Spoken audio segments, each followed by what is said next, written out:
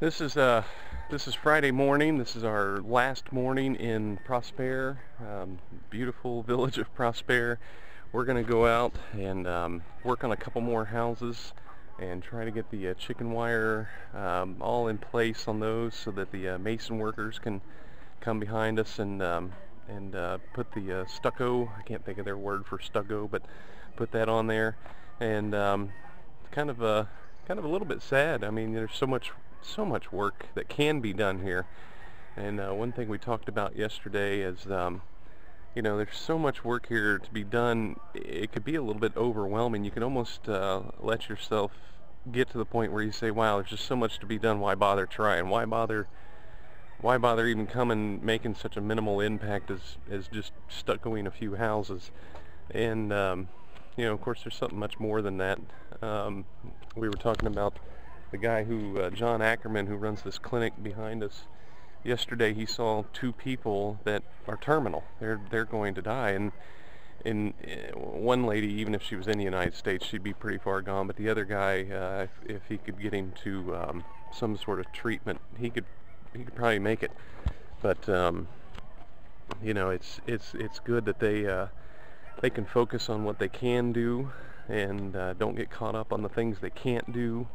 Because that could paralyze you. That the focusing on the things that are bigger than you and all of that could just shut you down and not let you get anything done. So it's you know, it's a little bit bittersweet. We feel like maybe we could have done more, you know, if we were here longer or something. But that's the impact we've made is substantial, and of course we got to come alongside some wonderful people and learn a little bit about their culture and hopefully bring them hope. And of course they brought us some hope, because these are just happy people here in Prosper. It's just been a lot of fun. So I know I committed on Wednesday to try and get more video. I am really going to try to do that today. Try to get us working, and so you can see some of the work we've been doing. And this is the basic process behind the getting the crepey, is what we think of stucco crepey. We put tar paper on first, and then there will be some sticks, what we would think of a furring strip, put top, bottom, and middle, and then chicken wire goes over top of that, and then the crepey, the stucco, goes on top of that. And this is a house that's basically ready for the crepey. It's as you can see, we've got the sticks already in place, and the chicken wire is ready to go. Then they just come in and sling that stuff on here.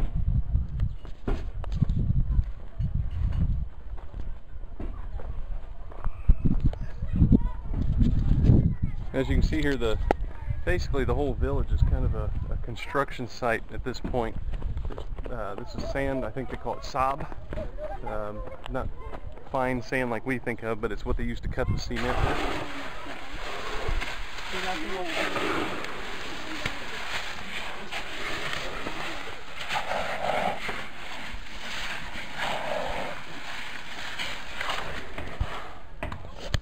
One neat thing that happened here, and maybe I mentioned this before, one neat thing that happened is the Pastor Francois, he was the one that decided who got houses built and everything.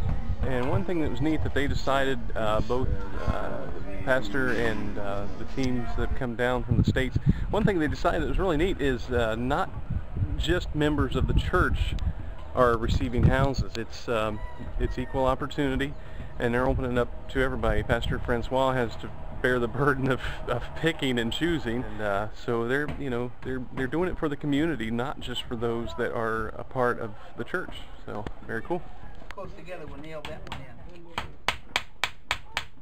Okay, you want this thing brought down? Yeah, bring it down. Behind me here's our the first house we worked on the first day. It's all finished and stuccoed. Hey you!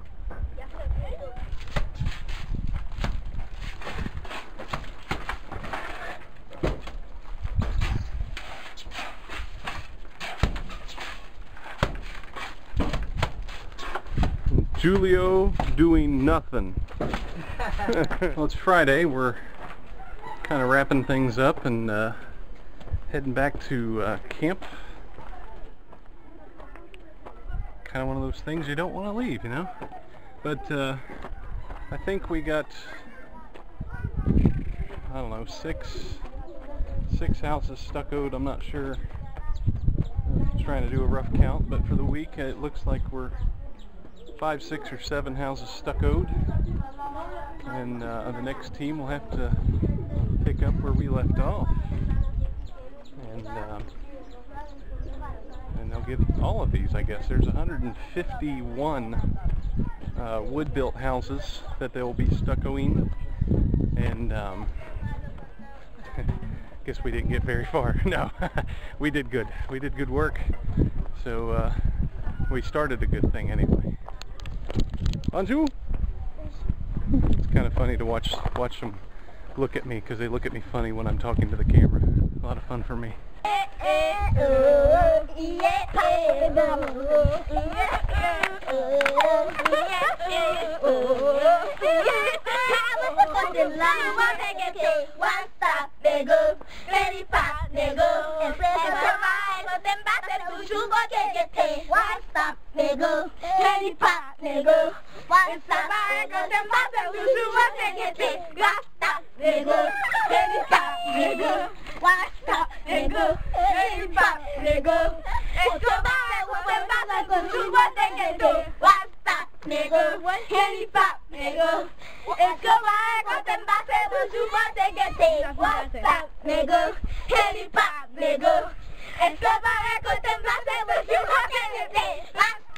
There's a interesting plant here. I don't know what it's called or anything, but our guide told me that if you get this stuff on your skin, this white milky stuff, he said it goes to your brain. I don't know about that, but another person said if you get it on you, it makes you itch until you're crazy.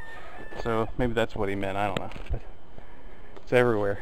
They chop it down and just kind of leave it lay until it dies. This is Nana. Say hi, hi. Hi.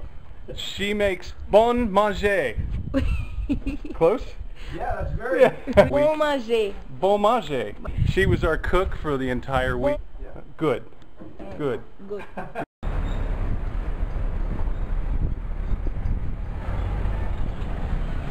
Hello. down there.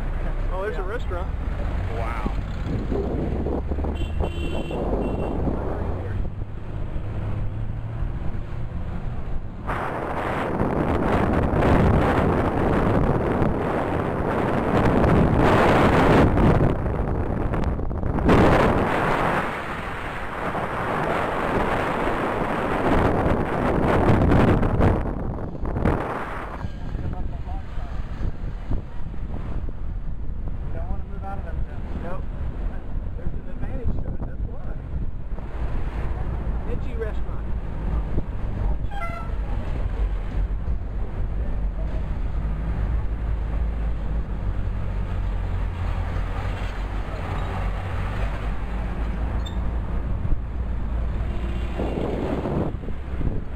Take off when it turns green. Tread me.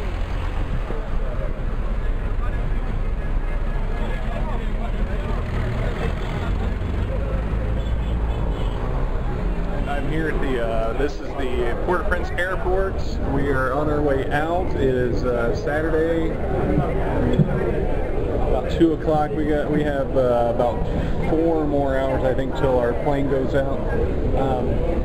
You know, the original airport building is still destroyed, so we're in kind of this, I don't know, it's not a new building, but it's a different part of the building that they're now using as the main airport. And you know, we sometimes think Dayton is a small airport, and then you come here, so kind of cool. Little cafes upstairs, and big waiting area down here, and we've met people. One interesting thing we've noted here at the airport not only are we running into people from other churches and other ministries, we're running into Church of God people. And I met some guys a little bit ago with Hands and Feet Ministries, which is part of the audio journaling machine. And these guys were down here filming a documentary of some of the work that Hands and Feet are doing with an orphanage down here. So I have an opinion, I don't know if it's correct, but I have an opinion that the church is going to play a bigger role in the overall scheme of things. The church is going to play a huge role in the recovery portion of Haiti's climb back up.